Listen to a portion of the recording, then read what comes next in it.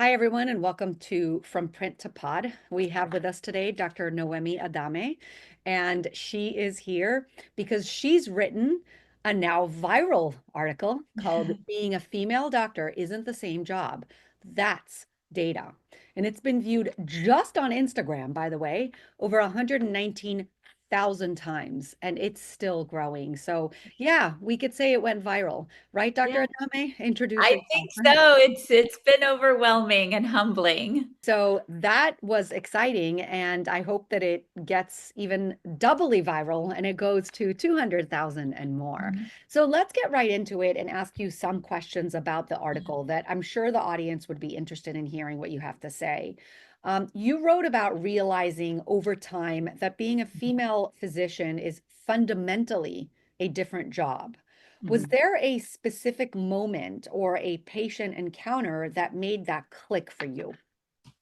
It's something that's been percolating for years, and it's not just one moment, it's a lot of little moments. It was a lot of different encounters at it, even from when I was a resident, hospitalist, corporate medicine, and even now in the DPC world. We're not immune to this in the DPC world as female doctors, but specifically, because as a doctor, we want data. We do want data to back up what we feel. So the two studies really were what finally helped me articulate the narrative and the emotions and the feelings I've had about this subject in the last few years. In the article, I discussed two recent studies that shed light on this persistent gendered burden, specifically in primary care. The studies were done in primary care, and I'm a pediatrician, so I'm in a primary care field, so that's where my knowledge is. Um, and even though the studies were not done in the DPC space, the data does translate to the DPC space where there is very little to no buffer between the doctor and the patient. So the first study that I highlighted in the article found that both patients and staff significantly send more portal messages to female physicians, about 25% each. So it adds up to about 60 extra messages monthly. And then this one is even more revealing. More recent study from this year showed that female doctors not only receive more messages, but we're more likely to receive negative or demeaning messages. That was both haunting and validating to read that. This article also highlighted that as female doctors, we spend more time on documentation with thoughtful responses and order entry, and not because we're slower or inefficient, but because we're more thorough. In fact, the data suggests that female doctors are actually more proficient in EMR use than their male counterparts. So these studies really resonated with me. Seriously, like at a soul peering level, because that had been my experience throughout my career. And like, I think we might have talked about this last time we spoke. I used to think it was me, that I was too slow, I was inefficient. And I actually requested a time flow study from a previous employer because I could not understand why I was at work well after my male colleagues had left. And they found that I was actually very efficient and very streamlined. And I wish I had known what I know now, because it would have helped me advocate for myself and negotiate my contract and more fairly. I get that. I get that. And actually, your response answered the next question as well, which was going to be what differences do you see in how patients and staff interact with female physicians compared to male patients? I actually don't think, and it said particularly in direct primary care, my question. We Mhm. didn't necessarily talk about staff. Can Mhm. you mention how you feel like staff regards its female counterpart as opposed to its male? Right. So, I started noticing things, something like this, even when I was a resident, like when I was a senior resident and I was on call for the inpatient service. I would have nurses call me and in the middle of the night about things that really weren't urgent. And they would tell me, "Oh, I saw that you were on call, so I wanted to ask you this." And of course, at first, as a resident, you take it like, "Oh, yay, right? They like me. This is great." But during a busy on call, it little things like that can just take its toll, right? And you think, oh well, it's me, it's they like me specifically, but I was a hospitalist soon after that, and I definitely noticed a difference between the way both staff and patients, but the questions about staff in particular interacted with my female colleagues versus my male colleagues. Some of it was tone. Some of it was questioning orders and decisions, and some of it was not necessarily a bad thing. But I'll give you an example. Some of the staff, the nurses, would come to me or my female colleagues and ask questions, even about other patients, where the attending was a male.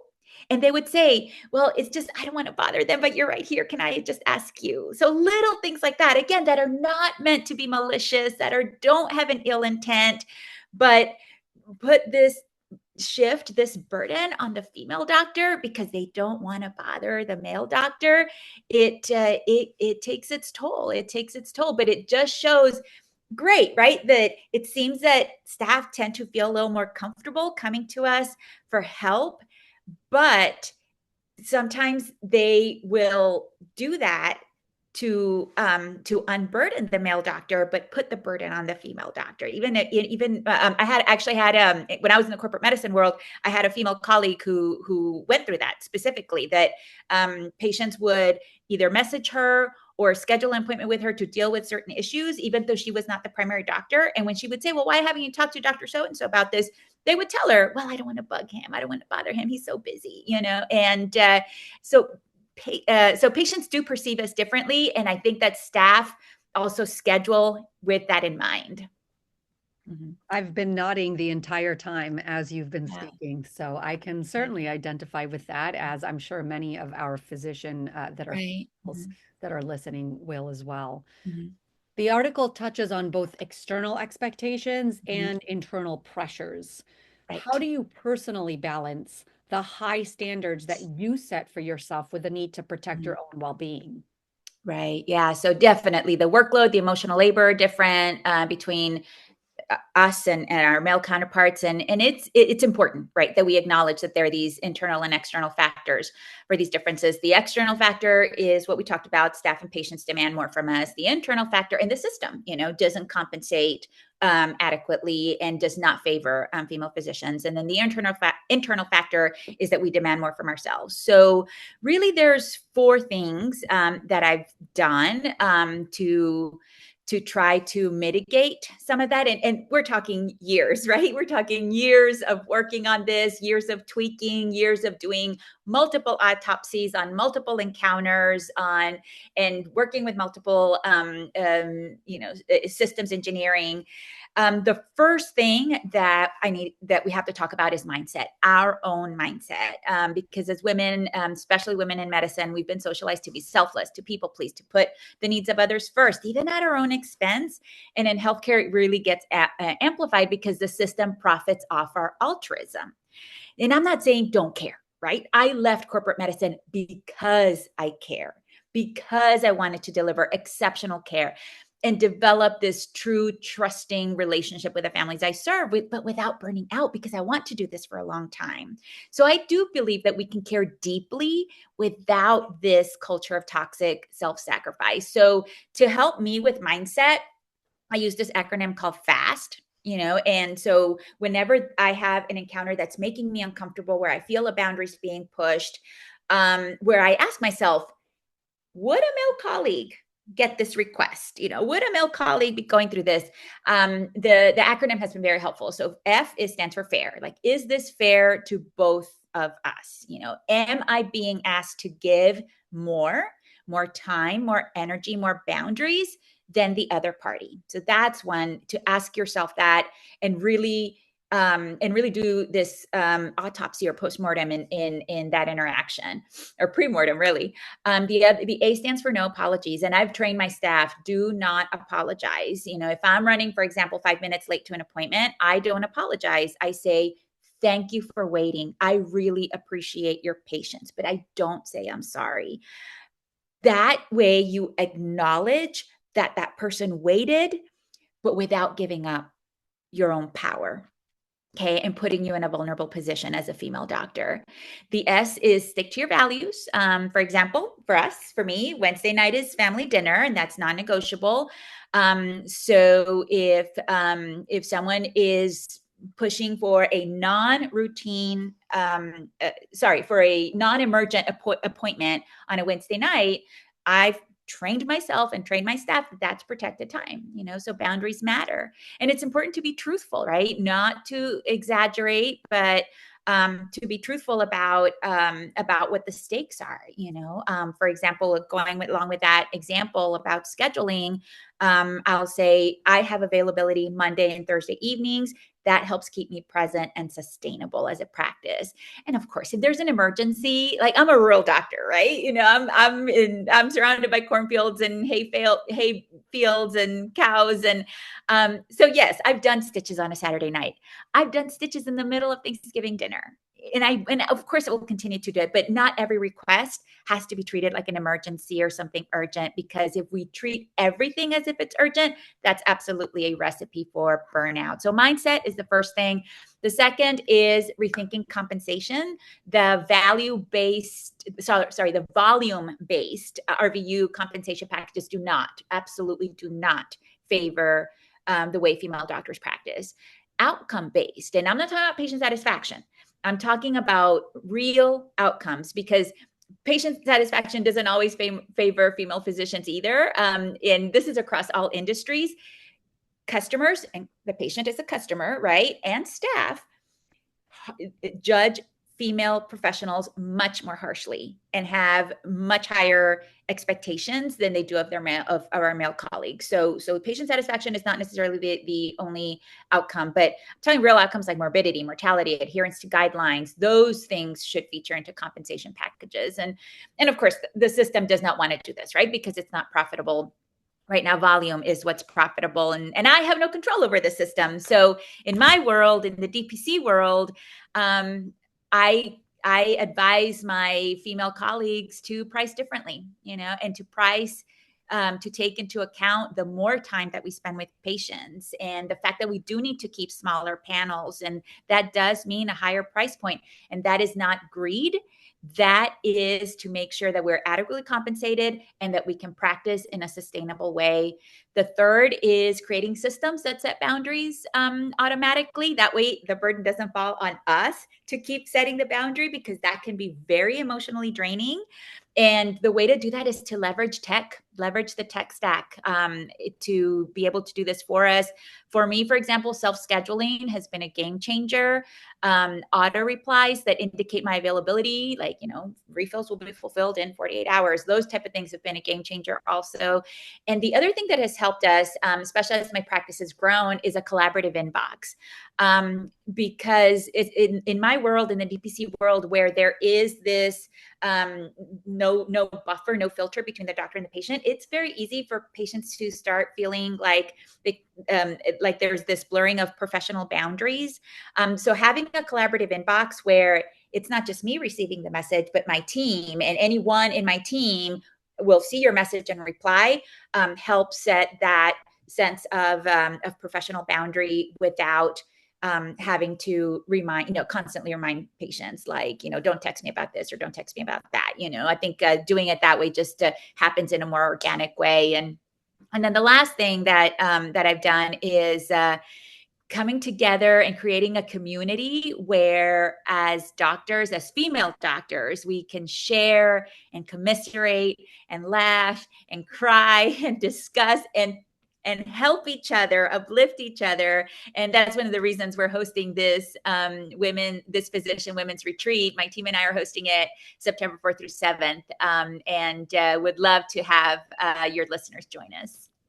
We're going to talk about that in just a minute. But first of all, wow. I need literally, I'm flushed from excitement from what you just said. There was so much juiciness in what you just shared and so many goodies that I never really do this, but I really would love for you to, this is considered a formal invitation. I'd love for you to be involved in both the Leadership for Women in Healthcare conference, because these are Oh, yeah, exactly the conversations that we have there, and you yeah. will add such a valuable part Mhm. to it. And second, the private practice conference that we hold Mhm. online, where we bring together Yeah. both male and female physicians to talk about the different tips for private Yes. practice that Yeah. help. Yeah, But and these tips apply to both, right? yes, for They apply sure. to both genders, Sure. both. It's just as female doctors, we are particularly vulnerable to the system burning us out. So it's very important that we have this present. We have this information present. Of course, and I will mention to the listener that Mhm. Dr. Adame is already lecturing to us as a speaker in an upcoming event in the Lifestyle Medicine online Yes. conference. Yes. And the title of her talk is Nourishing the Mind, Body, Spirit of Neurodivergent Patients Through Lifestyle Medicine. So you're Mhm. clearly well versed in so much in medicine, and that's really interesting. And I invite anybody that's interested in just getting to know Dr. Adame a little more to reach out to her through our doctor directory. It is a public directory. There's an inquiries box. And if any of this resonates with you, you could reach I out. just had somebody send me an inquiry through SoMe Docs, I through love my that. profile. That That was makes me awesome. Yeah. happy. That is literally the point. No Yeah, middleman. to be a guest on a podcast, though, that I was really love cool. it. Yeah. Perfect. Okay. This is the piece de la resistance here, and that's the question of why do you hope participants, what do you hope participants take away from your upcoming retreat for female identifying doctors, and what inspired you to create that space? Of course, tell us about it a little as well. Right. So the retreat is going to be here in my little town of Culver, Indiana. We're about 2 hours south of Chicago. We're about 2 hours north of Indianapolis, so people can fly into those. And we're going to have shuttles to bring people to beautiful countryside. There's a lake. People come from all over the world to summer in Culver. So I am so proud to be sharing Culver with my female physician colleagues. And it's going to be really a blending of part conference and part retreat.